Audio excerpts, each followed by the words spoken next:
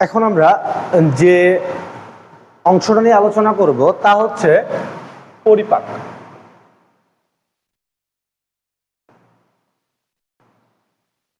পরিপাক বিষয়ে আমরা অধ্যায়ের শুরুতেই একটু জানছিলাম, আজকে এখন একটু আমরা ভালোভাবে জানবো। সেটা হচ্ছে যে পরিপাক যে ব্যাপারটা আছে, আমাদের গ্রহণকৃত খাদ্যগুলো সাধারণত অনেক জটিল অবস্থায় থাকে। যেমন আমরা শক্তির উৎস হিসেবে গ্রহণ করি হচ্ছে আমিষ, তারপরে শর্করা, তারপরে স্নেহ। এই খাবারগুলো, আমিষ যেটা আছে, আমিষ জাতীয় যে খাবারগুলো, এই খাবারগুলো আসলে অ্যামাইনো অ্যাসিড হিসেবে আমাদের শরীরে কাজে লাগে। শর্করা যেটা আছে, শর্করা আসলে গ্লুকোজ হিসেবে আমাদের শরীরের কাজে লাগে। স্নেহ যে খাবারটা আছে, এটা আসলে ফ্যাটি অ্যাসিড, ফ্যাটি অ্যাসিড যেটা থাকবে, এই ফ্যাটি অ্যাসিডটা মূলত আমাদের শরীরের কাজে লাগে। ফ্যাটি অ্যাসিডের সাথে আরেকটা উপাদান থাকে, সেটার নাম হচ্ছে গ্লিসারল। গ্লিসারল। তাহলে এখন কথা হচ্ছে, যেটা বুঝলাম সেটা হচ্ছে আমাদের গ্রহণকৃত খাদ্যগুলো অবশ্যই কি থাকবে, জটিল অবস্থায় থাকবে, কিন্তু এই খাবারগুলোকে কি করতে হবে, সরল অবস্থায় নিয়ে আসতে হবে। এই সরল অবস্থায় নিয়ে আসার জন্য যে প্রসেসটা বা যে প্রক্রিয়াটা, এই প্রক্রিয়াকে আমরা বলবো হচ্ছে পরিপাক। তাহলে এই পরিপাকের ক্ষেত্রে প্রথমত আমাদেরকে জানতে হবে কয়েকটা অঙ্গ সম্পর্কে এবং কয়েকটি গ্রন্থি সম্পর্কে। প্রথমত আমরা অঙ্গগুলো সম্পর্কে একটু জানার চেষ্টা করি। যদি আমরা দেখি যে এটা হচ্ছে একটা মানুষের মুখ যদি ধরে নেই, তাহলে সেক্ষেত্রে দেখা যাবে এই মুখের ভেতরে যে অংশটা, সেটাকে আমরা বলবো হচ্ছে মুখ গহ্বর, ঠিক আছে। তারপরে দাঁত থাকতেছে, ঠোঁট থাকতেছে। এখন ঠোঁটের ক্ষেত্রে একটা জিনিস বলে দিই, আমি একটু লিস্ট করে নিই। প্রথমত থাকবে ঠোঁট। ঠোঁট যেটা থাকবে, এই ঠোঁটটা সবার ক্ষেত্রে নরম না, কারো কারো ক্ষেত্রে শক্ত। যেমন হচ্ছে পাখির ক্ষেত্রে যদি আমরা চিন্তা করি, পাখি যারা আছে, পক্ষীকুল শ্রেণীর যে জীবগুলো আছে, এই পক্ষীকুল শ্রেণীর জীবগুলোর ক্ষেত্রে এই যে তাদের ঠোঁটটা কিন্তু মাংসলো না, খুব শক্ত। তাহলে যাদের দাঁতটা ডেভেলপ না, তাদের ক্ষেত্রে এই ঠোঁটটা কিন্তু অনেক শক্ত হবে। এদেরকে বলা হচ্ছে চঞ্চু, ঠিক আছে, চঞ্চু বলা হয়। এবং এগুলোকে ঠোকর দিয়ে মূলত খাবারগুলোকে ছোট ছোট ভাগে ভাগ করা হয়, বা শিকারের কাজে এটা কাজে লাগে।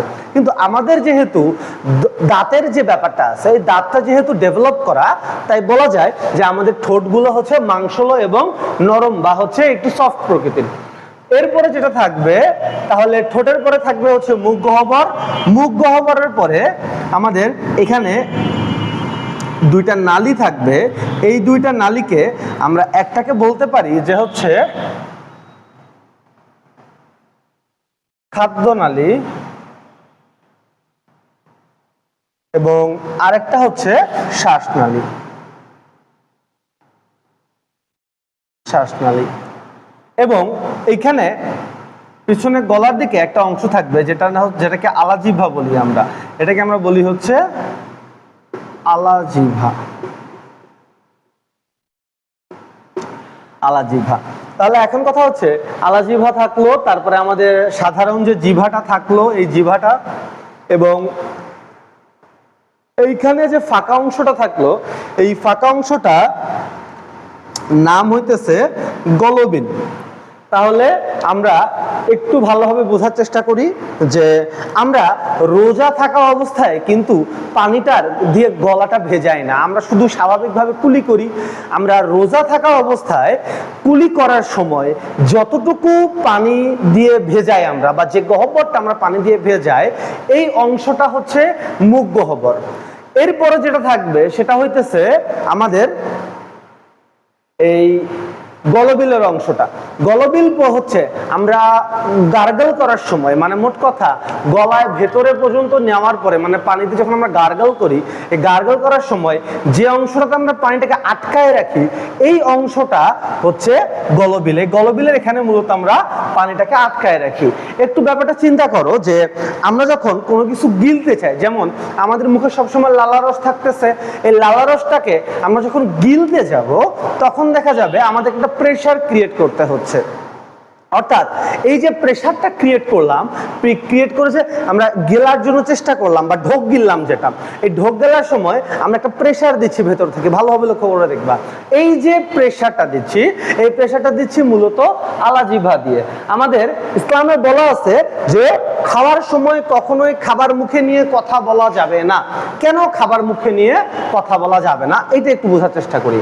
দেখো, এই শ্বাসনালী যেটা আছে, এই শ্বাসনালী দিয়ে যেখানে গেছে সেটা হচ্ছে ফুসফুসে গেছে, ফুসফুস, এবং এখান থেকে যেটা গেছে সেটাতে বলা হচ্ছে পাকস্থলীতে গেছে, পাকস্থলী।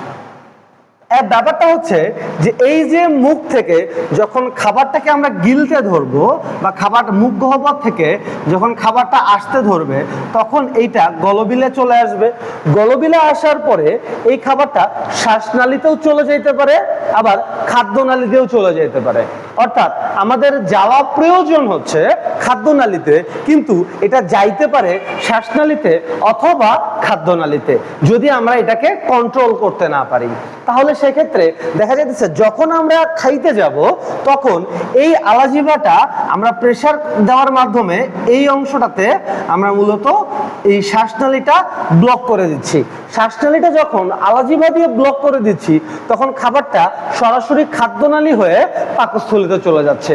কিন্তু আমরা যদি খাবার খাওয়ার সময় বা খাবার মুখে নিয়ে কথা বলার চেষ্টা করি, কথা বলা মানে কি, আমরা আসলে কথা যে বলতেছি, এই কথাটাকে মূলত আমাদের নিঃশ্বাসের যে বাতাসটা, অর্থাৎ আমরা বাতাস গ্রহণ করার পরে যে বাতাসটাকে আমরা ছেড়ে দিচ্ছি, এই বাতাসটাকে বিভিন্নভাবে ধাক্কা দিয়ে মূলত আমরা এই শব্দগুলোকে আমরা উৎপন্ন করতেছি।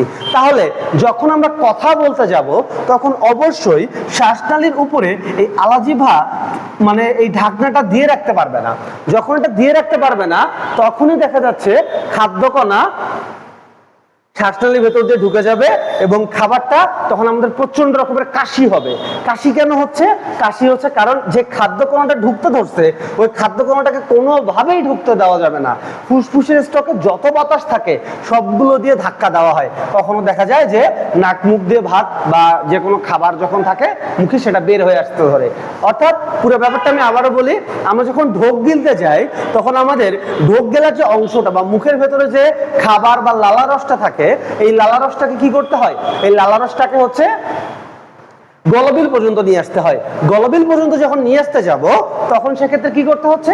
গলবিল থেকে নিয়ে আসার সময় দেখা যাচ্ছে যে এটা শ্বাসনালী দিয়েও প্রবেশ করতে পারে বা খাদ্যনালী দিয়েও প্রবেশ করতে পারে। কিন্তু আমরা আমাদের আলাজিভাটাকে প্রেসার দেওয়ার মাধ্যমে সেটাকে আমরা এই শ্বাসনালীর উপরের অংশে প্লেট হিসেবে রেখে দিচ্ছি, যার ফলে এটা শ্বাসনালীতে ঢুকতেছে না। একটা পরীক্ষা করে দেখতে পারো যে যখন তুমি ঢোক গিলবা তখন তুমি বাতাস গ্রহণ করতে পারবা না। কারণ কি?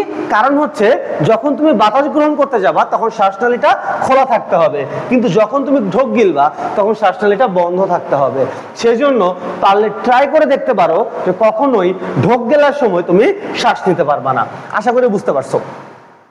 এইখান থেকে খাদ্যনালীর পরে যে ব্যাপারটা থাকবে সেটা হচ্ছে আমাদের পাকস্থলী থাকবে। ছবি এঁকে নেই। খাদ্যনালী থাকলো, তারপরে পাকস্থলী থাকলো। পাকস্থলীর এই পাশে এরকম কিছু ছোট নালী থাকবে যেগুলাকে আমরা ক্ষুদ্রান্ত্র বলবো। এখানে একটা অংশ থাকবে যেটা হচ্ছে আমাদের অ্যাপেন্ডিক্স বলি আমরা। এই অংশটা থেকে তৈরি হচ্ছে আমাদের কোলন।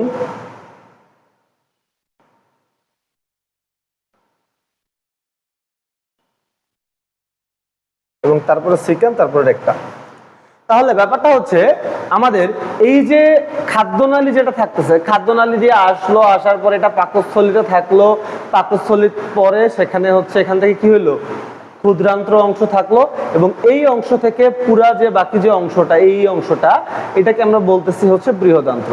আশা করি বুঝাইতে পারছি যে আমাদের খাদ্যনালী যেটা আছে, খাদ্যনালীর পরে থাকবে হচ্ছে পাকস্থলী। পাকস্থলীর পরে যে অংশটা থাকবে সেই অংশটাকে আমরা বলতেছি হচ্ছে ক্ষুদ্রান্ত্র, এবং ক্ষুদ্রান্ত্র পরে যে অংশটা থাকবে সেটাকে আমরা বলতেছি বৃহদান্ত্র। বৃহদান্ত্রের ঠিক শুরুতে মূলত থাকবে হচ্ছে অ্যাপেন্ডিক্স বলে একটা অংশ থাকবে, যেটা মূলত আমাদের এই কি বলে এটাকে, এটা হচ্ছে একটা মানে খুব কম ব্যবহৃত বা অপ্রয়োজনীয় একটা অংশ বলতে পারি আমরা, মানে এটার প্রয়োজনীয়তা এখনো সেইভাবে আমরা ডেভেলপ করতে পারি নাই বা আমরা আবিষ্কার করতে পারি নাই। তাহলে এখন কথা হচ্ছে এই যে এই অংশটা, এগুলো হচ্ছে আমাদের পাকস্থলীর অংশ বা আমাদের পরিপাকের জন্য প্রয়োজনীয় অংশ। আমাদের সম্পূর্ণ যে অংশটা মুখ থেকে পায়ু পর্যন্ত, মুখ থেকে পায়ু, এই পায়ু এই টোটাল দৈর্ঘ্যটা প্রায় 8 থেকে 10 মিটার। এবং এই যে 8 থেকে 10 মিটার যে অংশটা, এই 8 থেকে 10 মিটার অংশটার ভেতরে আমাদের খাদ্যনালী আছে, পাকস্থলী আছে, ক্ষুদ্রান্ত্র আছে, বৃহদান্ত্র আছে, এবং তার পাশাপাশি আমাদের মলাশয়, পায়ুপথ এই অংশগুলোও আছে। মুখ থেকে পায়ু পর্যন্ত এই নালীটা প্রায় 8 থেকে 10 মিটার লম্বা, যেটাকে আমরা বলতে পারি 2.5 তলা বিল্ডিং বা 3 তলা বিল্ডিং এর সমান প্রায়। এরপরে আমাদের পরিপাকের ক্ষেত্রে কয়েকটা অঙ্গ সম্পর্কে একটু ডিটেলসে জানতে হবে। তার মধ্যে দেওয়া আছে হচ্ছে আমরা দেখলাম, দেখে বাদ গেছে হচ্ছে দাঁত। দাঁতের ক্ষেত্রে দাঁত হচ্ছে খুব গুরুত্বপূর্ণ একটা অঙ্গ, কারণ এইটার মাধ্যমে আমরা খাবারগুলোকে ছোট ছোট টুকরায় ভাগ করি যেন আমাদের পরিপাকের জন্য সহযোগিতা হয় অথবা আমাদের গিলতে সহযোগিতা মানে সুবিধা হয়। এই দাঁতগুলো টোটাল আছে হচ্ছে 4 ধরনের। একটা আছে আই মানে ইনসিসর, ইনসিসর, তারপরে আছে হচ্ছে ক্যানাইন, তারপরে আছে হচ্ছে প্রিমোলার, এবং সর্বশেষ যেটা থাকবে সেটা হচ্ছে মোলার।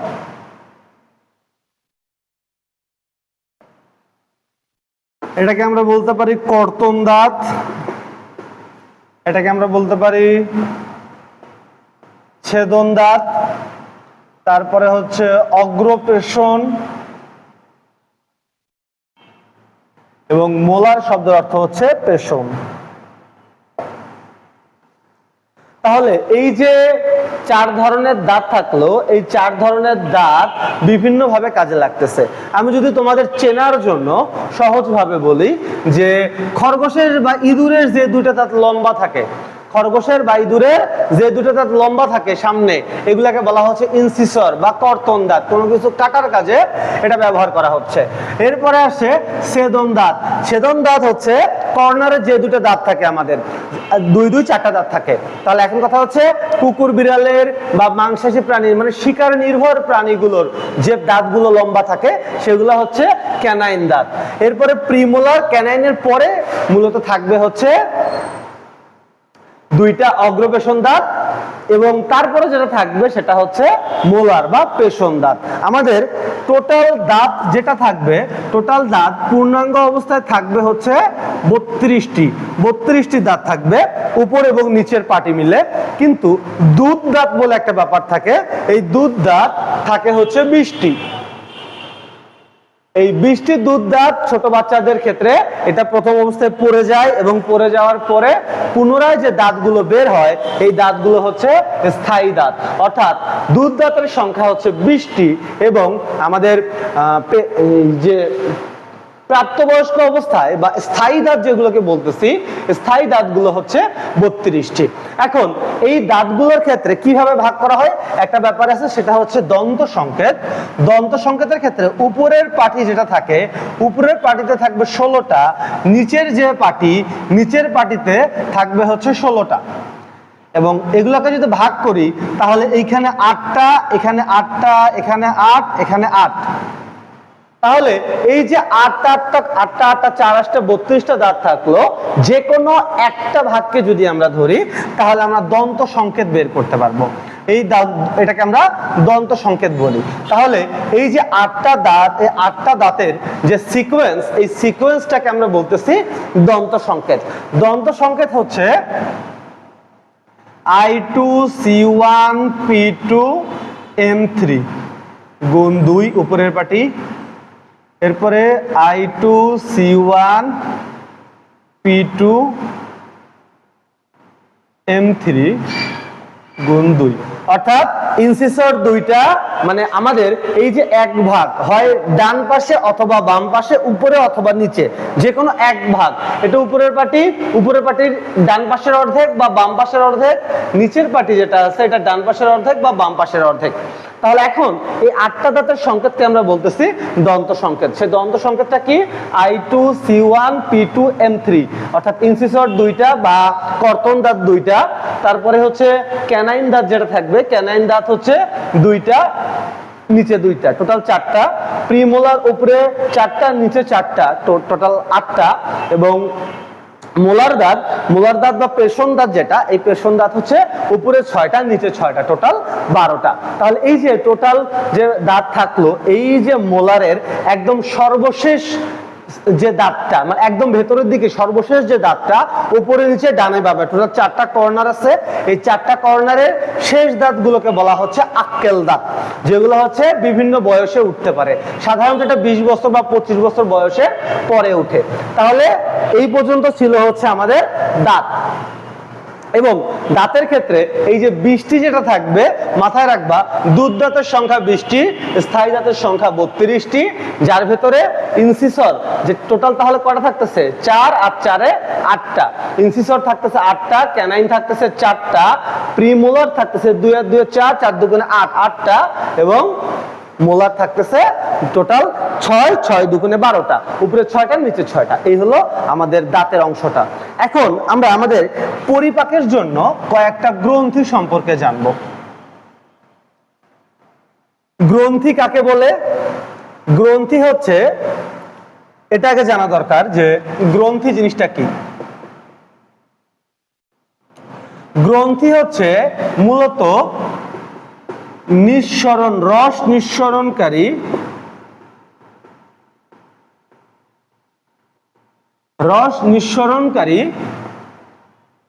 টিস্যু গুচ্ছ। রস নিঃসরণকারী টিস্যু গুচ্ছ। তো এই রস নিঃসরণকারী টিস্যু গুচ্ছ যারা কোনো কিছু ক্ষরণ করতেছে বা ক্ষরণকারী টিস্যু গুচ্ছ। এই রস নিঃসরণকারী বা ক্ষরণকারী টিস্যু গুচ্ছকে আমরা দুই ভাগে ভাগ করতে পারি। একটাকে বলা হচ্ছে অন্তঃক্ষরা বা নালীবিহীন, আরেকটাকে বলা হচ্ছে বহিঃক্ষরা বা নালীযুক্ত। তাহলে নালীবিহীন এবং নালীযুক্ত। অন্তঃক্ষরা বা নালীবিহীন যেগুলো আছে, এগুলো হচ্ছে হরমোন নিঃসরণ করবে, এবং বহিঃক্ষরা যেগুলো, এগুলো হচ্ছে এনজাইম নিঃসরণ করবে। এখানে একটু বলে দেই যে হরমোন যেটা আছে এটা এক ধরনের প্রোটিন, এনজাইমও এক ধরনের প্রোটিন। আমাদের শরীরের যত ধরনের প্রভাবক আছে সবগুলোই প্রায় প্রোটিন। তাহলে হরমোন যেটা আছে এর কাজের অংশটা হচ্ছে, বা কাজের যে এরিয়াটা, এটা অনেক বিস্তৃত। এটা যে কোনো ভাবে রক্তে মিশতে পারলেই হচ্ছে, এটা সারা দেহে পৌঁছায় যাবে এবং পৌঁছায় যাওয়ার পরে সেটা কাজ করবে। কিন্তু আমরা যদি এনজাইমের ক্ষেত্রে চিন্তা করি, এনজাইম হচ্ছে সংক্ষিপ্ত কাজ করে। ধরো তোমাকে আমি বললাম যে তুমি একটা কনসার্ট অ্যারেঞ্জ করো, তো কনসার্ট অ্যারেঞ্জ করতে গেলে অনেকগুলো কাজ করতে হবে, শিল্পীদেরকে কল দিতে হবে, বা হচ্ছে অনুষ্ঠান সূচি তৈরি করতে হবে, স্টেজ তৈরি করতে হবে, গেস্টদেরকে ইনভাইট করতে হবে। ধরো তোমাকে আমি সম্পূর্ণ একটা দায়িত্ব দিয়ে দিলাম যে একটা কনসার্ট অ্যারেঞ্জ করতে হবে। তাহলে এই যে টোটাল একটা দায়িত্ব দিয়ে দিলাম, দিয়ে আমি আর কোনো ব্যাপারে কোনো কথা বলবো না, তোমাকে সবগুলো অ্যারেঞ্জ করতে হবে। তাহলে তুমি হচ্ছে হরমোন হিসেবে কাজ করতেছো, এবং তোমাকে তোমার পক্ষে সবগুলো কাজ একা করা সম্ভব না। তুমি করবা কি, সবাইকে ডিরেকশন দিবা, বিভিন্ন জনকে বিভিন্ন দায়িত্ব দিবা। তাহলে ছোট ছোট একক যে কাজগুলো করতে দিচ্ছ, ওই কাজগুলো হচ্ছে এনজাইমের কাজ। তোমার আন্ডারে যে লোকগুলো কাজ করতেছে তারা মূলত এনজাইমের ভূমিকা পালন করতেছে, এবং তুমি বিস্তৃত একটা অংশ সামলাচ্ছ, তুমি হচ্ছে হরমোনের কাজ করতেছো। অর্থাৎ হরমোন আমাদের শরীরে খুব বিস্তৃতভাবে কাজ করে, কিন্তু এনজাইম যেটা আছে, এনজাইম সংক্ষিপ্ত একক কাজ করে। ইভেন আমরা যদি বলি যে আমাদের পরিপাকের ক্ষেত্রেও এনজাইম যেগুলো থাকবে, এক এক ধরনের খাদ্যের জন্য এক এক ধরনের এনজাইম ব্যবহার করা হচ্ছে। তাহলে এক এক ধরনের খাদ্যের জন্য এক এক ধরনের এনজাইম যদি ব্যবহার করে, তার মানে এনজাইমের কার্যকারীর দিকটা বা এর কাজের যে পরিবেশ বা কাজের যে বিস্তৃতি, এটা খুব ছোট পরিসরে, কিন্তু হরমোন এটার কাজ হচ্ছে বড় পরিসরে। আর একটা উদাহরণ দিতে পারি আমরা, সেটা হচ্ছে যেমন ছেলেদের ক্ষেত্রে টেস্টোস্টেরন হরমোন যেটা আছে, এই টেস্টোস্টেরন হরমোনটা ছেলেদেরকে ছেলে বানায় রাখছে। দেখো, একটা মানুষ হিসেবে ছেলে এবং মেয়ের ভেতরে খুব বেশি পার্থক্য নাই, কিন্তু ছেলেদের অনেকগুলো বৈশিষ্ট্য আছে যেগুলো মেয়েদের থেকে আলাদা, আবার মেয়েদের অনেক বৈশিষ্ট্য আছে যেগুলো ছেলেদের থেকে আলাদা। তাহলে এই যে ছেলেদের যে বৈশিষ্ট্য, ছেলেদেরকে ছেলে বানায় রাখছে মূলত টেস্টোস্টেরন হরমোন, এবং মেয়েদেরকে মেয়ে বানায় রাখছে প্রোজেস্টেরন ও ইস্ট্রোজেন হরমোন। তাহলে হরমোনের কাজের যে ব্যাপ্তি বা বিস্তৃতি আশা করি বুঝতে পারছো। এখন গ্রন্থির ক্ষেত্রে যদি আসি, গ্রন্থির ক্ষেত্রে প্রথমে যার কথা আসবে সেটা হচ্ছে লালা গ্রন্থি। লালা গ্রন্থি, তারপরে আসবে হচ্ছে যকৃৎ, তারপরে আসবে হচ্ছে অগ্নাশয়, তারপরে লালা গ্রন্থি, যকৃৎ, অগ্নাশয়, এগুলো পড়লে মোটামুটি ভাবে হবে, আর যদি লাগে তাহলে পরে দেখা যাবে। দেখো, লালা গ্রন্থি যেটা থাকতেছে, নাম শুনে বুঝতে পারতেছো এগুলো লালা গ্রন্থি থাকবে, মানে লালা নিঃসরণ করবে। লালা কই থাকে? আমাদের মুখ গহ্বরে থাকে। তার মানে লালা গ্রন্থি যেগুলো থাকবে, এই লালা গ্রন্থিগুলোর অবস্থান হবে হচ্ছে আমাদের মুখ গহ্বরের ভেতরে। তাহলে এই যে মুখ গহ্বরের ভেতরে লালাগুলো কোথায়, লালা গ্রন্থিগুলো কোথায় কোথায় থাকবে? প্রথমত থাকবে সেটা হচ্ছে চোয়ালে। ঠিক আছে, চোয়ালে কই থাকবে? চোয়ালের একদম এই যে এই অংশটাতে থাকবে নিচের দিকে, সেটাকে আমরা বলতেছি সাবম্যান্ডিবুলার।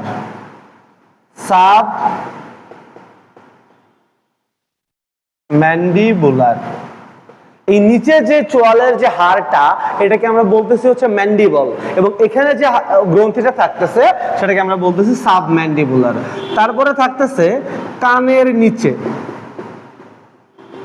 কানের নিচে বলতে ঠিক এই অংশটাতে, মানে এই যে দুই অংশটাতে একটু নাড়াচাড়া করলে, এইভাবে একটু নাড়াচাড়া করে দেখো, দেখবা যে তোমার মুখের ভেতরে লালা রস চলে আসছে। কারণ কি? কারণ হইতেছে যে আমাদের এখানে যখন নড়াচড়া হচ্ছে, আমাদের ব্রেইন ভাবতেছে যে আমরা খাবার চাবাচ্ছি। তাহলে খাবার যখন চাবাচ্ছি, তাহলে খাবারটাকে অবশ্যই গিলবো। তো এই যে খাবারটাকে চাবায়ে গিলার উপযোগী করার জন্য যে এই গ্রন্থিটা কাজ করতেছে, তাকে আমরা বলতেছি হচ্ছে পিটুইটারি, যেটাকে আমরা বলতেছি হচ্ছে প্যারোটিড গ্রন্থি। আমি ভুলে পিটুইটারি বলতে ধরছিলাম, সরি, এটা হবে হচ্ছে প্যারোটিড গ্রন্থি। এবং জিহ্বার নিচে যেটা থাকবে,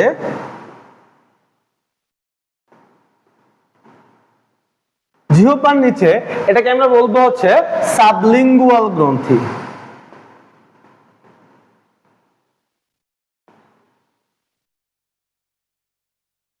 তাহলে আমাদের চোয়ালের দুই পাশে দুটো থাকবে, চোয়ালের দুই পাশে থাকবে, কানের দুই পাশে দুটো নিচে থাকবে, এবং জিভার দুই পাশে দুটো থাকবে। এই যে দুইটা দুইটা দুইটা টোটাল আমাদের লালা গ্রন্থি হইলে হচ্ছে 6টা বা 3 জোড়া, এবং প্রত্যেক ধরন হচ্ছে যদি ধরি তাহলে এখানে আসবে হচ্ছে 3 ধরনের। তাহলে লালা গ্রন্থি মোট থাকে হচ্ছে 3 ধরনের, এবং সংখ্যায় থাকে হচ্ছে 3 দুগুণে 6টি, বা আমাদের লালা গ্রন্থির সংখ্যা হচ্ছে টোটাল 6টা। এরপরে যেটা আসবে সেটা হচ্ছে যকৃৎ। যকৃৎ বা কলিজা। যকৃৎ বা কলিজা যেটা থাকবে, এই কলিজাটাকে আমরা বলতে পারি যে এটার সম্পর্কে একটু ডিটেলস পড়ি আমরা। তো এই লিভারের ক্ষেত্রে এটা যদি প্রথমত সংখ্যার ক্ষেত্রে আমরা আসি, সংখ্যা সেটা হচ্ছে একটি। এর যে অবস্থান, এর অবস্থান হচ্ছে ডায়াফ্রামের নিচে ডান পাশে। এর যে আবরণ, এর আবরণের কথা যদি বলি,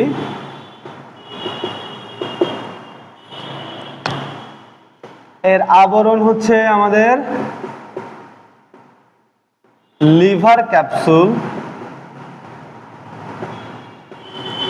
তারপরে আসবে হচ্ছে এর অংশ বা খণ্ড। অংশ বা খণ্ড লিভারের ক্ষেত্রে থাকবে হচ্ছে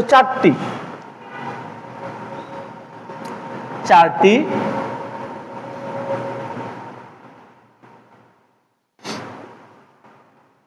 অংশগুলো হচ্ছে ডান, বাম, কোয়াড্রেট, কর্ডেট।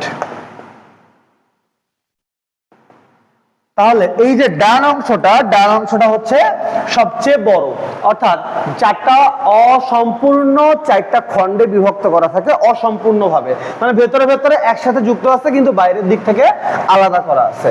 তারপরে যকৃতের একটা ব্যাপার, এর যদি আমরা ওজনের ক্ষেত্রে আসি, ওজন, এই ওজনটা অ্যাপ্রক্সিমেটলি 1.5 কেজি থেকে 2 কেজি। তারপরে এর যদি আমরা সংখ্যা একটি, ওজন গেল, তারপরে যদি রঙে আসি আমরা, রং এটা হচ্ছে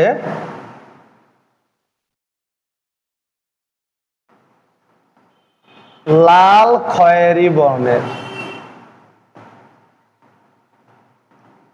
লাল খয়েরি বর্ণের, হালকা কালচে বর্ণ হইতে পারে। এই হচ্ছে আমাদের লিভারের জন্য মোটামুটি ভাবে যে ইনফরমেশন গুলো এসএসসির ক্ষেত্রে লাগে সেগুলো। তো এই লিভারের ক্ষেত্রে সবচেয়ে গুরুত্বপূর্ণ যে অংশটা, সেটা হচ্ছে এটা মানব দেহের সর্ববৃহৎ গ্রন্থি, সর্ববৃহৎ গ্রন্থি। তাহলে সবচেয়ে বড় গ্রন্থি যদি হয় যে হচ্ছে লিভার, তাহলে সবচেয়ে ছোট গ্রন্থি কে? সবচেয়ে ছোট গ্রন্থিটা এটা পরিপাকের সাথে যুক্ত না, সেই জন্য বলা হয়নি। সবচেয়ে ছোট গ্রন্থিটার নাম হচ্ছে পিটুইটারি গ্রন্থি, পিটুইটারি গ্রন্থি। তাহলে এখন কথা হচ্ছে যে আমাদের সর্ববৃহৎ গ্রন্থি আমাদের দেহের ভেতরে হচ্ছে কলিজা বা যকৃৎ, এবং সবচেয়ে ছোট গ্রন্থি যেটা, সেটা হচ্ছে পিটুইটারি গ্রন্থি। তাহলে পিটুইটারি গ্রন্থি সবচেয়ে ছোট, এটা দেখতে কিরকম? এটা হচ্ছে আমাদের মসুর ডাল যেটা আছে না, মসুর ডাল একদম ছোট ছোট, এই মসুর ডালের একটা দানা যত বড়, পিটুইটারি গ্রন্থি দেখতে তত বড়। কিন্তু আমাদের এই যে যকৃৎ, এটা হচ্ছে মোটামুটি 1.5 থেকে 2 কেজি, এটা সবচেয়ে বড় গ্রন্থি, আর পিটুইটারি গ্রন্থি হচ্ছে সবচেয়ে ছোট গ্রন্থি। এখন যকৃৎ কিভাবে কাজ করে আমরা আগে এইটা একটু বোঝার চেষ্টা করি, এটা আসলে কি কি কাজ করে। আসলে যকৃতের ক্ষেত্রে যদি আমরা বলি, প্রথম যে কাজটা সেটা হইতেছে রাসায়নিক বিশ্লেষণ। রাসায়নিক বিশ্লেষণ বলতে কি বুঝাইতেছে? আমরা যে খাবারগুলো খাই, একটা সহজ চিন্তা করো। তুমি হাতে ব্যথা পাইছো, এই হাতে ব্যথা পাওয়ার পরে তুমি যে ওষুধটা খাইছো, এই ওষুধটা খাইছো মুখ দিয়ে, এটা গেছে পেটে, পেটে গিয়ে ওষুধ কিভাবে টের পাইলো যে এটাকে হাতে কাজ করতে হবে, বা হাতে আসলে ব্যথা পাইছে, বা সেম ওষুধটা আমরা পায়ে ব্যথা পাইলেও খাইতেছি, তাহলে এটা কিভাবে কাজ করতেছে? আমরা যে ঔষধগুলো খাই, এই ঔষধগুলা মূলত প্রথমে পরিপাকের মাধ্যমে যকৃতে পৌঁছায়, এবং যকৃতে পৌঁছানোর কারণে খুব দ্রুত এটা হচ্ছে আমাদের শরীর থেকে, মনে করো যে যেখানে প্রয়োজন সেখানে পাঠিয়ে দিচ্ছে। মানে আমাদের যে কোনো গ্রহণকৃত খাদ্য বা রাসায়নিক বস্তুকে বিশ্লেষিত করে এবং এটাকে যাচাই করে জায়গা মতো পৌঁছায় দেওয়ার কাজটা করে হচ্ছে আমাদের যকৃৎ। এরপরে যদি বলি যে যকৃৎ আরো কি কাজ করে, সেটা হচ্ছে ভিটামিন ও মিনারেল সঞ্চয়, মিনারেল সঞ্চয়। তাহলে ভিটামিন ও মিনারেল সঞ্চয় করে কিভাবে দেখবা 5 অধ্যায়ের যত খাবারের উৎস দেওয়া আছে সব ধরনের খাবারের উৎস হিসেবে কিন্তু কলিজাকে ব্যবহার করা যায়। তাহলে এই যে কলিজা যেটা থাকতেছে এটার ভেতরে আমাদের শরীর সব ধরনের ভিটামিন খনিজ লবণ সংরক্ষণ করে রাখতেছে, যখন যেটা রক্তে ছাড়া দরকার সেটা কাজ করতেছে। এরপরে যেটা থাকতেছে সেটা হচ্ছে একটা জিনিস চিন্তা করো যে খাদ্য সঞ্চয় করতেছে। খাদ্য সঞ্চয় করতেছে কিভাবে, সেটা হইতেছে আমরা যখন খাবার খাচ্ছি খুব দ্রুত আমাদের শরীরে গ্লুকোজটা স্পাইক করতেছে বা গ্লুকোজের মাত্রাটা অনেক বেড়ে যাইতেছে। তাহলে এখানে দুইটা হরমোন কাজ করে, একটা হচ্ছে গ্লুকাগন এবং আরেকটা হচ্ছে ইনসুলিন। এই দুইটা হরমোনের কথা মাথায় রাখো। গ্লুকাগন হরমোনটা মূলত যকৃতে অবস্থান করতেছে এবং ইনসুলিন যে হরমোনটা এই হরমোনটা সারা দেহে রক্তে অবস্থান করতেছে। আমাদের ইনসুলিনের কাজ হইতেছে রক্তটাকে একটা নির্দিষ্ট মাত্রার ভেতরে রাখা।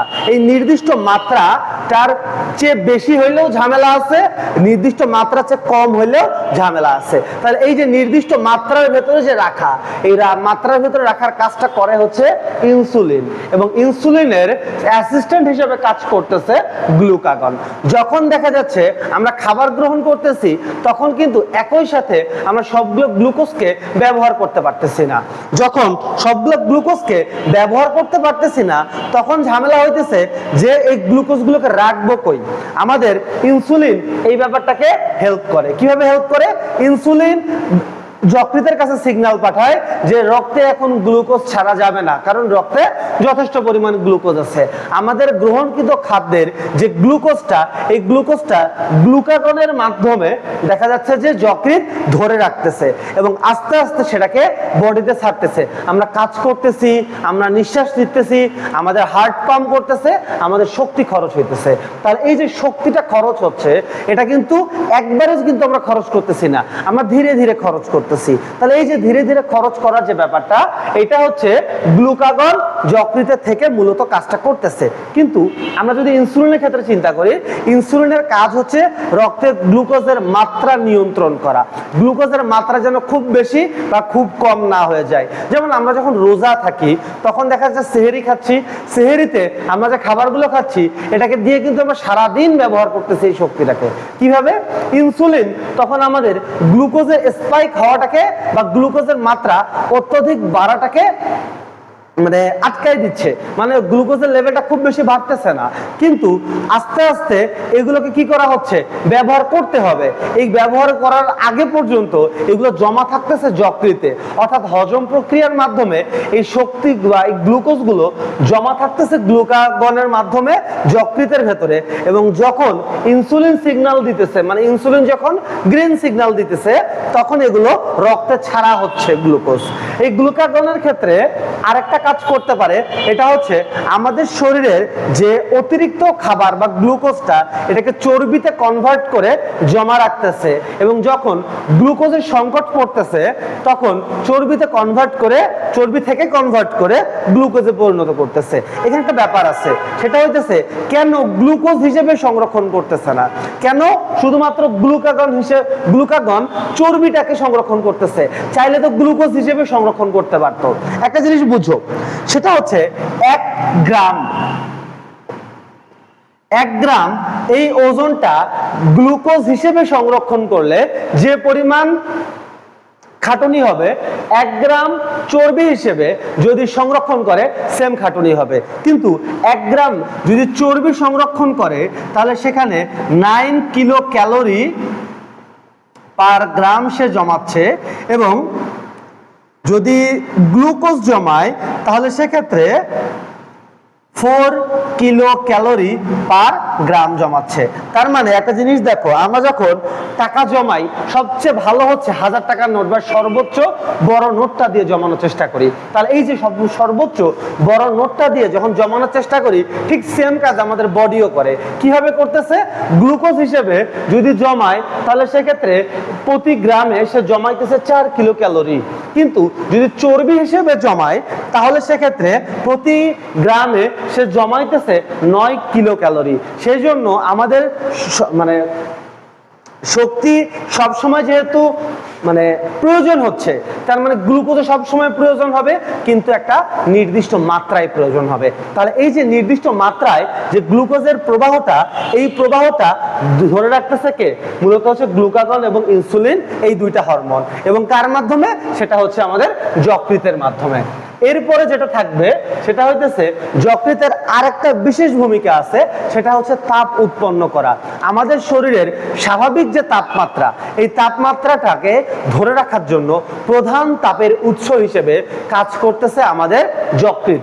যখন আমাদের জ্বর আসতেছে তখন এক্সট্রা তাপটাকে, মানে স্বাভাবিকের চেয়ে যে অতিরিক্ত তাপটা উৎপন্ন হচ্ছে, ওইটা দিতেছে আমাদের মাথার পিছনে অবস্থিত হাইপোথ্যালামাস।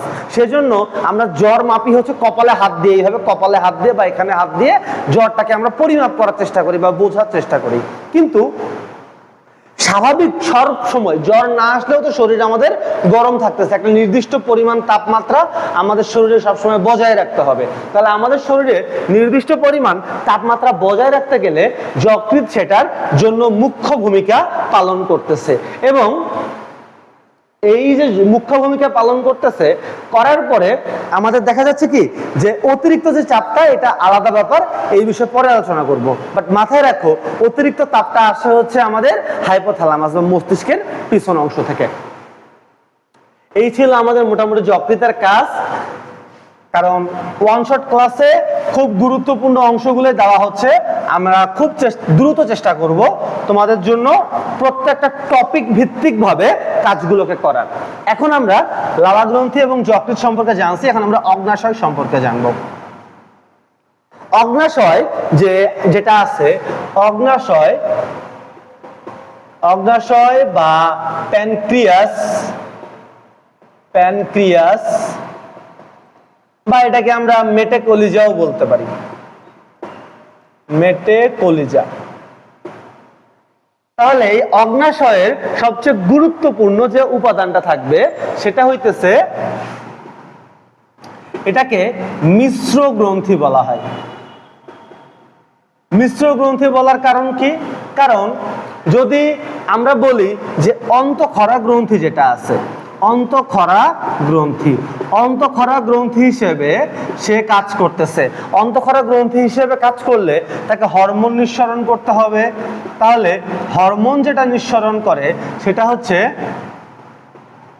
গ্লুকাগন ও ইনসুলিন।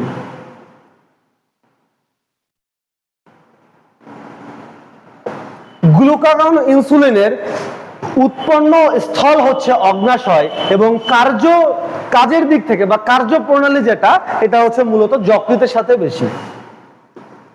এবং বহিঃক্ষরা যেটা আছে, বহিঃক্ষরা গ্রন্থি হিসেবে সে এনজাইম নিঃসরণ করে।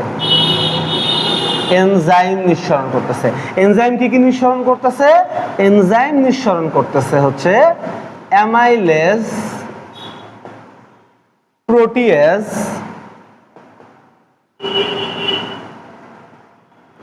এবং লাইপেজ।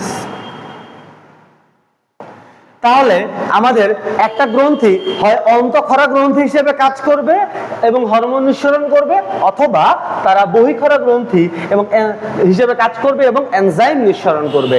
অগ্নাশয় মিশ্র গ্রন্থি বলা হয় কারণ এই গ্রন্থিটা অন্তঃক্ষরা গ্রন্থি এবং বহিঃক্ষরা গ্রন্থি দুইটা হিসেবেই কাজ করতেছে।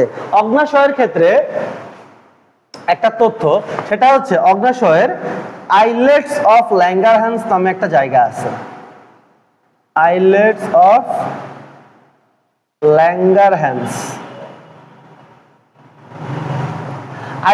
ল্যাঙ্গারহ্যান্সে দুই ধরনের কোষ থাকে, একটা হচ্ছে আলফা কোষ আর একটা হচ্ছে বিটা কোষ। আলফা কোষ যেটা, এটা হচ্ছে গ্লুকাগন নিঃসরণ করতেছে, এবং বিটা কোষ যেটা, এটা ইনসুলিন নিঃসরণ করতেছে। আশা করি বুঝাইতে পারছি। এখন আমরা পরিপাকে চলে যাব।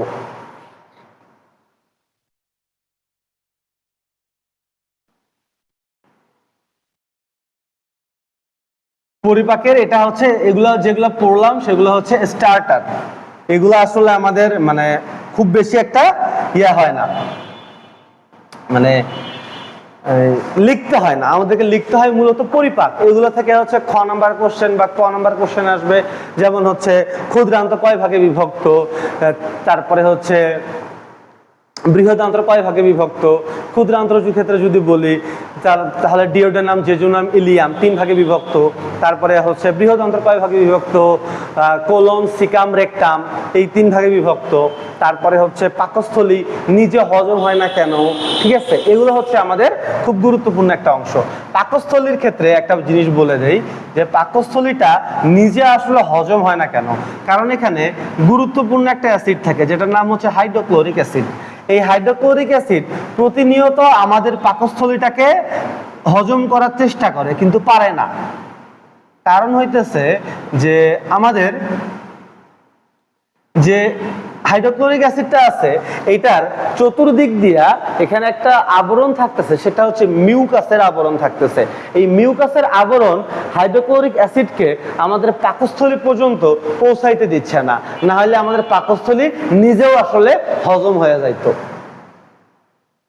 এরপরে যেটা আসবে সেটা হচ্ছে আমাদের বইয়ের অনুযায়ী আমরা যাই, সেটা হইতেছে প্রথমত মুখ গহ্বরে পরিপাক। মুখ গহ্বর এ পরিপাক। তো মুখ গহ্বরে পরিপাকের ক্ষেত্রে আমরা একটু বোঝার চেষ্টা করি যে আমিষ, স্নেহ এবং শর্করা এগুলো আসলে কিভাবে পরিপাক হচ্ছে। আমাদের যে উপাদানগুলো থাকবে এই উপাদানগুলো একটু ভিন্নভাবে আমরা পড়ার চেষ্টা করব। সেটা হচ্ছে, এটা হচ্ছে মুখ গহ্বর, তারপরে থাকতেছে পাকস্থলী, পাকস্থলী না, এটা হচ্ছে অন্ননালী, তারপরে পাকস্থলী, তারপরে ক্ষুদ্রান্ত্র এবং বৃহদান্ত্র।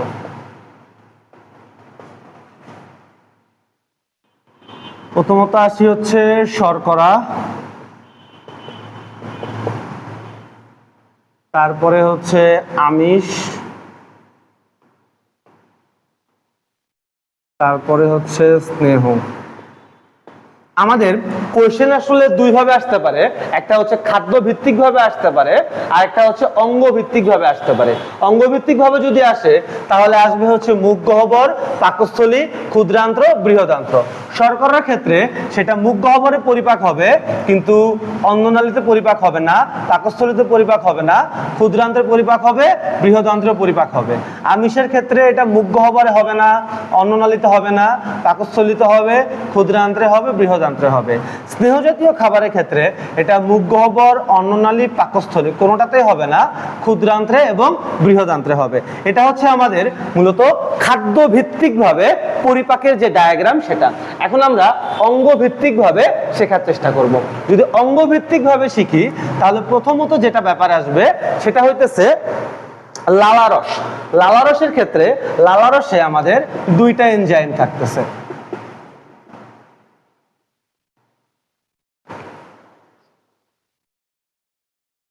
লালারসে দুইটা এনজাইম থাকে, সেটা হচ্ছে টায়ালিন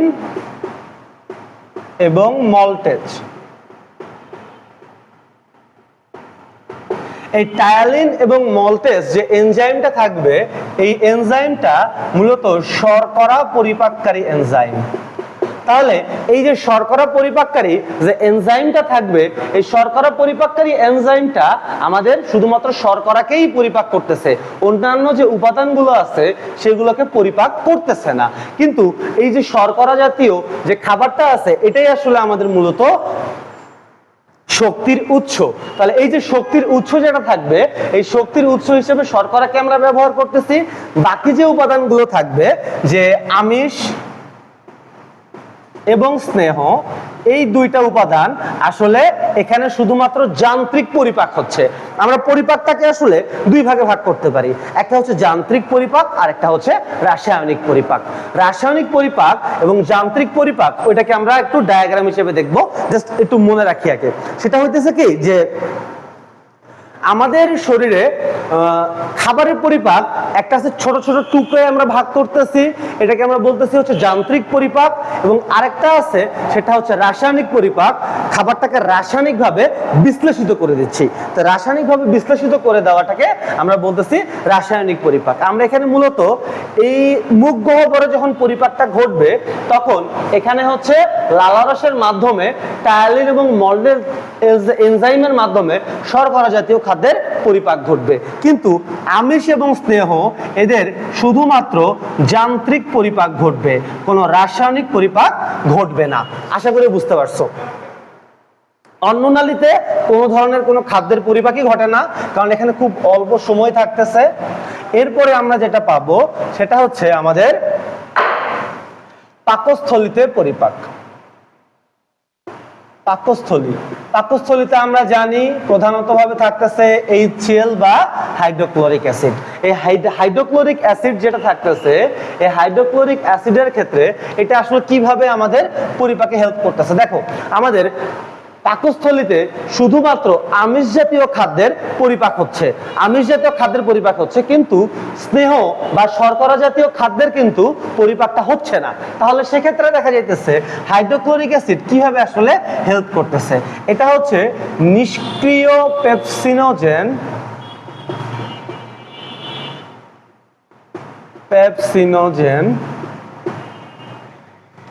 এটাকে HCl প্রভাবক হিসেবে ব্যবহার করে সক্রিয় পেপসিনে পরিণত করতেছে। এবং এই যে সক্রিয় পেপসিনে পরিণত করতেছে, এই যে পেপসিন যেটা থাকতেছে, এই পেপসিনটা করতেছে কি, আমিষ যেটা আছে আমিষটাকে ভেঙে দিচ্ছে। আমিষটাকে যখন পেপসিন ভেঙে দিচ্ছে, ভেঙে দেওয়ার পরে এখানে আমরা পাইতেছি পলিপেপটাইড চেইন।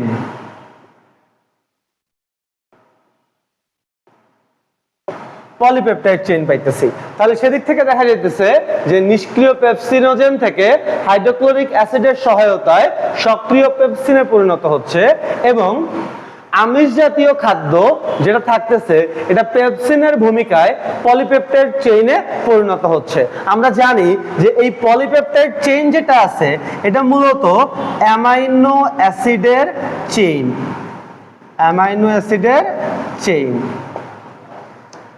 এরপরে যেটা থাকতেছে এখানে হচ্ছে পেরিস্টালসিস বলে একটা ব্যাপার আছে, যে আমাদের যে সম্পূর্ণ খাদ্যনালীটা আছে, খাদ্যনালীটার পরে যে পাকস্থলীটা আছে, পাকস্থলী, তারপরে ক্ষুদ্রান্ত্র, বৃহদান্ত্র, এগুলোর ভেতরে একটা ছন্দময় সংকোচন প্রসারণ চলতেছে।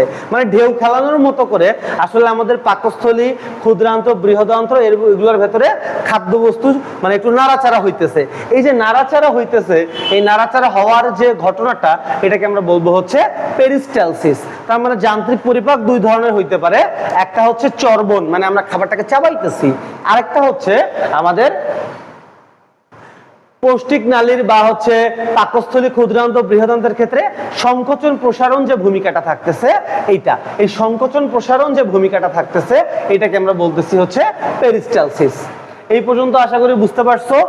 এরপরে যেটা পাবো সেটা হচ্ছে আমাদের একদম ক্ষুদ্রান্ত্রে পরিপাক পাবো। ক্ষুদ্রান্ত্রে পরিপাক আসার আগে একটু বলে দেই যে আমাদের পাকস্থলীতে কিন্তু শর্করারও পরিপাক ঘটে না, স্নেহ জাতীয় খাবারেরও পরিপাক ঘটে না। তাহলে আসলে এখানে আমিষ জাতীয় পরিপাককারী এনজাইমই শুধু থাকে, অন্য খাবারের পরিপাককারী এনজাইম থাকে না, যার ফলে এটা ব্যবহার হচ্ছে না। এরপরে আমরা আসি ক্ষুদ্রান্ত্র। ক্ষুদ্রান্তের ক্ষেত্রে কি হবে? ক্ষুদ্রান্তের ক্ষেত্রে দেখা যাবে এখানে খুব গুরুত্বপূর্ণ একটা কাজ আছে, সেটা হচ্ছে যকৃৎ যেটা আছে, যকৃতের কোলের ভেতরে একটা উপাদান থাকে, এটার নাম হচ্ছে পিত্তথলি। এই পিত্তথলি দেখতে সবুজ রঙের হয় এবং এই পিত্তথলি এইটা উৎপন্ন হয় হচ্ছে যকৃতের ভেতরেই। তাহলে যকৃতের ভেতরে পিত্তথলিটা পিত্তরস উৎপন্ন হচ্ছে এবং পিত্তথলি কাজ করতেছে। এই যে পিত্তথলি, এই পিত্তথলিতে থাকতেছে হচ্ছে পিত্তরস, পিত্তরস, এবং পিত্তরসে কোনো এনজাইম থাকে না, কোনো এনজাইম থাকে না। তার মানে পিত্তরসে কোনো এনজাইম থাকে না, কিন্তু পিত্ত লবণ থাকে, পিত্ত লবণ থাকে। তার মানে এই পিত্ত লবণটাই হচ্ছে মূলত আমাদের পিত্তরসের প্রধান কার্যকরী অংশ, যা খাবার পরিপাকে হেল্প করতেছে। এখন আমাদের ক্ষুদ্রান্তে আসলে কি কি ঘটবে সেটা একটু বলে দেই। সেটা হইতেছে আমাদের চর্বি জাতীয় যে খাবারগুলো আছে, মানে স্নেহ জাতীয় খাবার, এই স্নেহ জাতীয় খাবারে পিত্তরস চলে আসবে। এই পিত্তরস চলে আসার পরে সেখান থেকে মানে ফেনা তৈরি হবে, ফেনার মতো অংশ তৈরি হবে, ফেনার মতো উপাদান। এই স্নেহ জাতীয় খাবারগুলো যখন এরকম প্রচন্ড রকমের তিতা এবং পিত্তরসকে পাইলো, তিতা পিত্তরস পাওয়ার পরে এই যে ফেনার মতো, সাবানের ফেনার মতো যে অংশটা তৈরি করলো, এটার মাধ্যমে মূলত আমাদের স্নেহ জাতীয় খাবারকে ভেঙে ফেলতেছে। তাহলে এই যে স্নেহ জাতীয় খাবারকে যে ভেঙে ফেলতেছে, এটাকে আমরা বলবো হচ্ছে, এই প্রক্রিয়াটাকে আমরা বলবো হচ্ছে ইমালসিফিকেশন। ইমালসিফিকেশন। এই ইমালসিফিকেশন প্রক্রিয়ায় দেখা যাচ্ছে স্নেহ থেকে পিত্তরসের সাহায্যে এটা ভেঙে ফেনার মতো উপাদান তৈরি করতেছে, যেখান থেকে মূলত আসতেছে হচ্ছে আমাদের ফ্যাটি অ্যাসিড,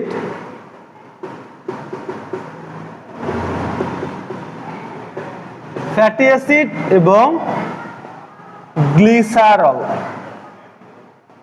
তাহলে ফ্যাটি অ্যাসিড এবং গ্লিসারল মূলত আসতেছে, এবং এখানে পিত্তরসের সহযোগিতায় আরেকটা কাজ হইতেছে, সেটা হইতেছে যখন হাইড্রোক্লোরিক অ্যাসিডের সাথে খাবারগুলো মিশতেছে আমাদের পাকস্থলীতে, মেশার পরে এটা তখন পাকমণ্ড বা খাদ্যমণ্ডে পরিণত হইতেছে। এই খাদ্যমণ্ড যেটা করতেছে, এটা আমাদের শরীরের গ্রহণের উপযোগী না, অর্থাৎ অ্যাসিডিক অবস্থা বা অম্লীয় অবস্থাটা আমাদের শরীরের জন্য উপযোগী নয়। তো এইটাকে শরীরের গ্রহণের উপযোগী করার জন্য মূলত এটাকে অ্যাসিডটাকে প্রশমিত করতে হবে।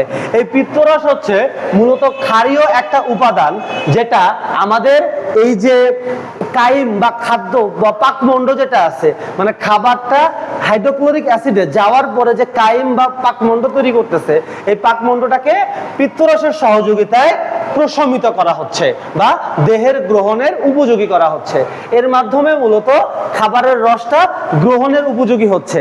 তাহলে মোটামুটি ভাবে আমরা দেখলাম যে শর্করা, আমিষ এবং স্নেহ জাতীয় খাদ্যের পরিপাক। তাহলে এখন এই পরিপাককৃত যে খাবারগুলো থাকতেছে, এগুলোকে গ্রহণ করা হবে কিভাবে, বা এগুলো শরীর পাবে কিভাবে? আমাদের শরীরে এই যে পাকস্থলীটা থাকলো, আমাদের শরীরে যে পাকস্থলীটা থাকলো, এই পাকস্থলীর পরে থাকলো হচ্ছে ক্ষুদ্রান্ত্র, এবং ক্ষুদ্রান্ত্রের পরে এখানে থাকলো অ্যাপেন্ডিক্স, এবং তারপরে থাকলো হচ্ছে বৃহদান্ত্র।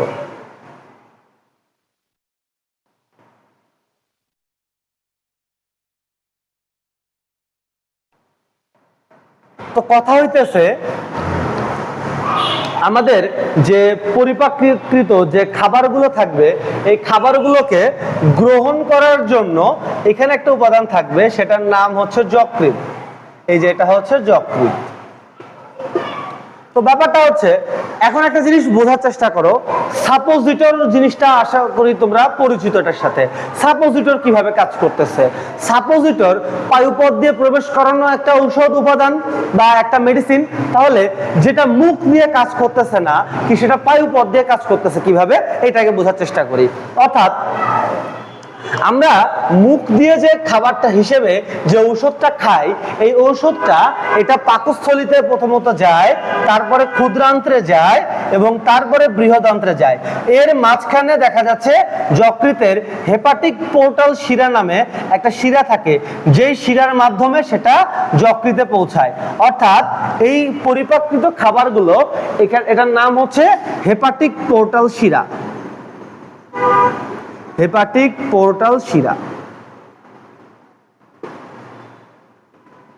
এই হেপাটিক পোর্টাল শিরার মাধ্যমে এই শোষণকৃত যে খাবারগুলো আছে এই খাবারগুলো যকৃতে পৌঁছাচ্ছে। তার মানে এটা কই থেকে যাইতেছে? বৃহদান্ত্র থেকে যাইতেছে। অর্থাৎ বৃহদান্ত্রের পরেও তো মলাশয়, তারপরেই তো পায়ুপথ, তাই না?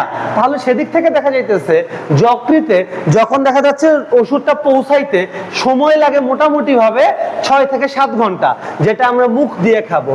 মুখ দিয়ে একটা খাওয়া ওষুধ যকৃত পর্যন্ত পৌঁছাবে, তারপরে কাজ করবে। এই প্রক্রিয়াটাতে সময় লাগে মোটামুটি ভাবে 6 থেকে 7 ঘন্টা। কিন্তু একটা সাপোজিটর যদি পায়ুপথ দিয়ে প্রবেশ করানো হয়, সেটা খুব সহজে শরীরের তাপমাত্রার প্রভাবে গলে যাবে এবং গলে যাওয়ার পরে সেটা এই যে বৃহদান্ত্রের ভেতরে মিশে গেল। বৃহদান্ত্রের ভেতরে দেখা যাবে যে এই যে হেপাটিক পোর্টাল শিরার মাধ্যমে সেটা সরাসরি যকৃতে চলে যাবে এবং দেখা যাচ্ছে যে এটা সরাসরি আমাদের শরীরে জ্বরের সাপোজিটর বলি বা ব্যথার সাপোজিটর বলি, এটা হিসেবে কাজ করবে। অর্থাৎ যে কোনো উপাদান আমরা যখন মুখ দিয়ে খাবো, এটা 6 থেকে 7 ঘন্টা পর আমাদের শরীরে কাজ করবে।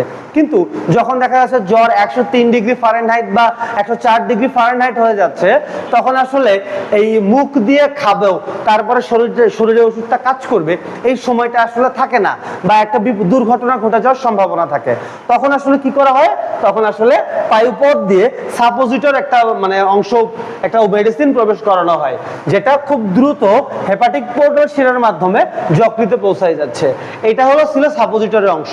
বাট সাপোজিটর না ইউজ করলেও আমাদের খাদ্যরস পরিপাকের জন্য যে শিরাটা ব্যবহার করা হচ্ছে প্রধানত, সেটার নাম হচ্ছে হেপাটিক পোর্টাল শিরা। আমাদের শরীরে টোটাল পোর্টাল শিরা থাকে দুইটা, একটা হচ্ছে রেনাল পোর্টাল শিরা, একটা হচ্ছে হেপাটিক পোর্টাল শিরা। রেনাল পোর্টাল শিরা যেটা থাকতেছে, এই রেনাল পোর্টাল শিরার মাধ্যমে কিডনি থেকে পরিশ্রুত রক্ত সরাসরি যকৃতে আসতেছে এবং আরেকটা হচ্ছে হেপাটিক পোর্টাল শিরা, সেটা আমাদের খাদ্যরস যেটা আছে এই খাদ্যরসটাকে আমাদের যকৃতে নিয়ে আসতেছে। এই যে এতগুলো কাজ যকৃত একসাথে করতেছে, এই জন্য যকৃতকে জৈব রসায়নাগার বলা হচ্ছে। যদি যে কোনো সময় 24 ঘন্টার মধ্যে যে কোনো সময় যকৃতের সবগুলো বিক্রিয়াকে একসাথে তালিকাভুক্ত করা যায়, মিনিমাম 500 বিক্রিয়া পাওয়া যাবে। অর্থাৎ যকৃতকে জৈব রসায়নাগার বলার মূল কারণটা হচ্ছে এটা আমাদের শরীরে খুবই গুরুত্বপূর্ণ একটা অংশ হিসেবে কাজ করতেছে। এরপরে যেটা থাকবে সেটা হচ্ছে আমাদের পাকস্থলীর কিছু রোগ থাকবে, যার ভেতরে একটা থাকতেছে অজীর্ণতা, গ্যাস্ট্রিক। এগুলা অজীর্ণতা মূলত হচ্ছে বদহজম, গ্যাস্ট্রিক হচ্ছে খুব দ্রুত এখানে HCl এর মাত্রাটা যদি খুব বেড়ে যায়, তখন সেটাকে বলা হচ্ছে যে অ্যাসিডিটি বা গ্যাস্ট্রিকের সমস্যা। কারণ প্রতিনিয়ত হাইড্রোক্লোরিক অ্যাসিড ক্ষরণ করতেই থাকে। যখন আর শরীর এটা লোড নিতে পারে না, তখন এটার জন্য সাইড ইফেক্ট দেখা যায়। সেগুলো কি? একটা ঢেকুর আসতেছে, পেট ব্যথা করতেছে, এই অংশগুলো দেখা যাচ্ছে। এগুলোকে আমরা বলি হচ্ছে গ্যাস্ট্রিক বা হচ্ছে আমরা অ্যাসিডিটি বলতেছি। এখন এটা যদি খুব বেশি দিন ধরে চলতে থাকে, তাহলে হাইড্রোক্লোরিক অ্যাসিড এই পাকস্থলীর চতুর্দিকে থাকা যে মিউকাস গ্রন্থি, এইটাকে পাতলা করে ফেলে এবং একটা ক্ষত সৃষ্টি করে ফেলে পাকস্থলীতে। এখন পাকস্থলীতে ক্ষত সৃষ্টি করলে ভেতরের দিকে সব সময় কি থাকতেছে? এখানে ভেজা থাকতেছে। তাহলে ভেজা অংশটা এইখানে আবার সুযোগ সন্ধানী একটা ব্যাকটেরিয়া থাকে, সেই ব্যাকটেরিয়াটার নাম হচ্ছে H. পাইলোরি। এই H. পাইলোরি যে ব্যাকটেরিয়াটা আছে, এই ব্যাকটেরিয়াটা ওই ক্ষতস্থানে ইনফেকশনের সৃষ্টি করে, যার ফলে এটাকে আমরা বলতেছি হচ্ছে আলসার। যার আলসার হয় সেই জানে আসলে আলসারের কষ্টটা কতটুকু। তাহলে এই হচ্ছে আমাদের চ্যাপ্টার 5 এর একদম A to Z এক বসাতে পুরো চ্যাপ্টারটাকে ওয়ান শট দিয়ে শেষ করার জন্য, কিন্তু যদি প্রপারলি শেষ করতে চাই অ্যাটলিস্ট 5 থেকে 6 ঘন্টার প্রয়োজন। আমরা চেষ্টা করব প্রত্যেকটা বিষয়কে, প্রত্যেকটা ছোট ছোট বিষয়কে আরো এক্সপ্লানেশনের মাধ্যমে তোমাদের সামনে উপস্থাপন করতে। তোমার যদি ভিডিওটা ভালো লেগে থাকে অবশ্যই তোমার বন্ধুকে পাঠিয়ে দাও। ধন্যবাদ। আসসালামু আলাইকুম।